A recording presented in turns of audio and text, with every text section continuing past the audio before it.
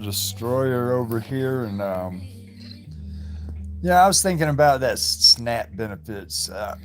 This really bothered me a lot. Um, I heard that Trump is trying to claw money back from the states of like $3 trillion, and I started thinking about it. Like, look at Jeff Bezos. That guy's worth like an estimated $220 billion, and Elon Musk is worth $470 billion. So we got billionaires clawing back money, food out of the mouth of babies. And Thanksgiving's coming up.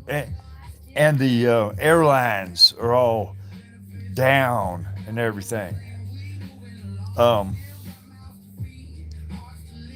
Jeff Bezos and them, there's some kind, worth all those billions, but somehow we can't afford to feed some hungry Americans.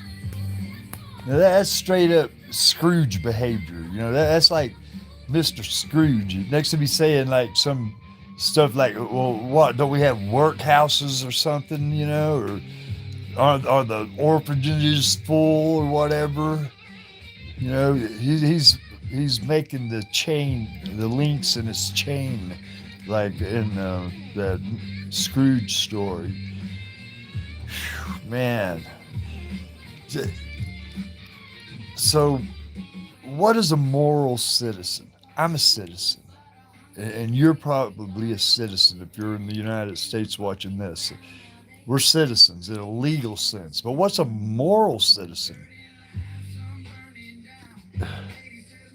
A moral citizen is somebody who pays their share, not because they're forced to, but because they understand that roads, schools, and food aid keep civilization functioning.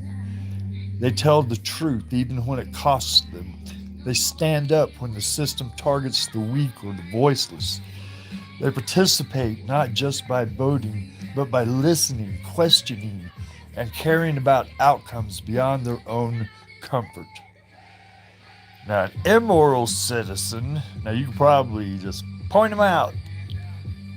An immoral citizen is one who sees society as a buffet, taking all the benefits, dodging all the costs, and blaming the hungry for being hungry. They are legal citizens, but they aren't moral citizens. So, by that measure, a billionaire fighting to avoid a fair tax while millions go hungry is a citizen by law, but not a moral citizen by conscience. Morality isn't just waving a flag or getting on stage and hugging a flag or kissing a flag. So, if a moral citizen is one who uses their freedom and power to uphold dignity and the welfare of others, and if all citizens were moral citizens, then all citizens would have dignity and have good welfare all the way up and down the line. But that ain't the way shit works. Because whenever people start getting very, very wealthy, often, more often than not, their morality goes out the window. Now, that's a big problem. Well, we'll never reach 100% moral citizenship. So the best we can do is try to have the greatest percentage of moral citizens. So, what if we had a wealth tax, like $10 billion, or wealth cap, I should say, $10 billion wealth cap, period. You got anything over 10 billion, 100% taxed. I mean, who needs more than $10 billion? I know, like Bezos or somebody with $220 billion, they'd say, "Well, what do you know about if I need 220 billion or 10 billion?"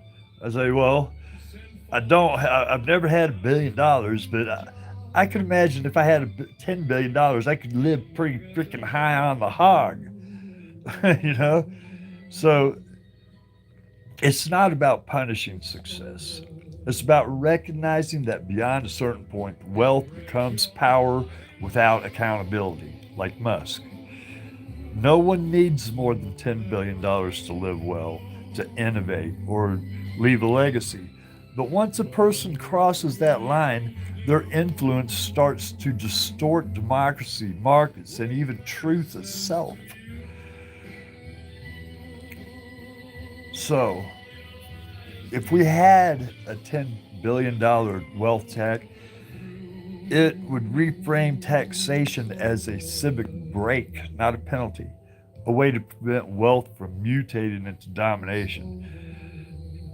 I swear, it's like we've got de facto royalty and monarchy here in the United States with the way the wealth is going.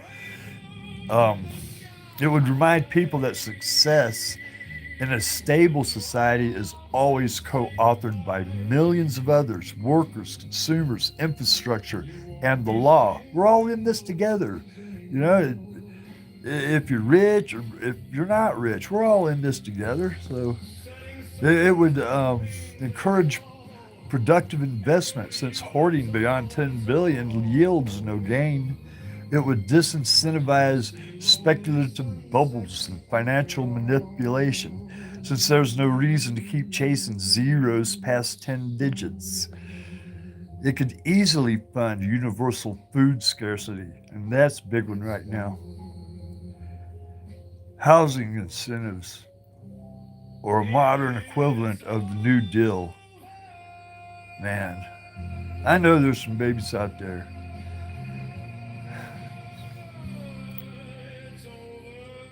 But the wealth cap says you can win, but you don't need to own the game. That's moral citizenship applied to economics. After $10 billion, you're not earning, you're absorbing. Cap it, tax it, and feed our nation. Guess who got, like Jeff Bezos, $220 billion? Is us, the consumers, the workers. We fed his machine. So if they want to be a moral citizen, they got to give back. I don't know what more to tell you, but if Bezos and the rest of the ultra wealthy were subject to a $10 billion cap, $3+ trillion could go to public good overnight. Democracy could breathe again. Capitalism would survive, but tamed, finally serving humanity rather than consuming it. So, oh yeah, and you got to think of this too. You know, just because you got a $10 billion cap, don't mean that you've reined it all in. Because some guy could have $10 billion and be in control of a $500 billion corporation. So they still got a huge power over the economy and over the people and over the government. So the only way to rein that in is with codetermination. That's 50% worker representatives, labor representatives in the corporate boardroom with legal voting rights. Aren't you getting sick of it? All these fat cats up there making all kinds of decisions that ruin your life, and you've got no say about it at all. You know, don't dump pollution in the ditch, and fumes go up and give everybody cancer. You haven't got a damn thing to say about it, except maybe go and bitch about it at city council meetings while they ignore you. We got to have codetermination.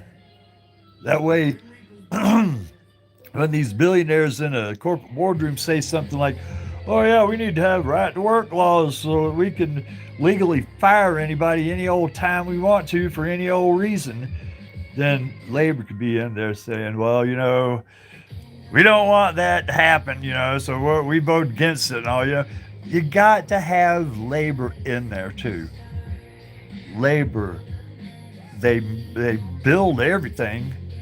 They make everything, they mine everything and harvest everything and manufacture everything and buy everything. And those guys are just skimming off the top. So they need to start giving back. So I don't know, get pissed about it. I mean, this is really effed. um, the snap and the air travel at the same time. People want to go visit their families, and then and then food being cut off, people being the throat being cut practically. Anyway, that's what I got for you. Um, Thanks for checking out my comment and leave. What does it say there? It says Yo-Yo just wanted to let you know, man, Jesus loves you, and there's a spot in heaven.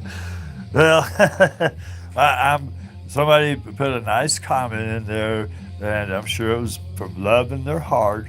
But I'm totally a secular humanist. I don't believe in like mixing religion and state and all that kind of stuff. So anyway, thank you for viewing and giving me a comment about what you think about codetermination and a wealth cap. I mean, damn, things are getting out of hand, y'all. And if we don't rein it in, it ain't gonna get no better. There you go. Bye bye.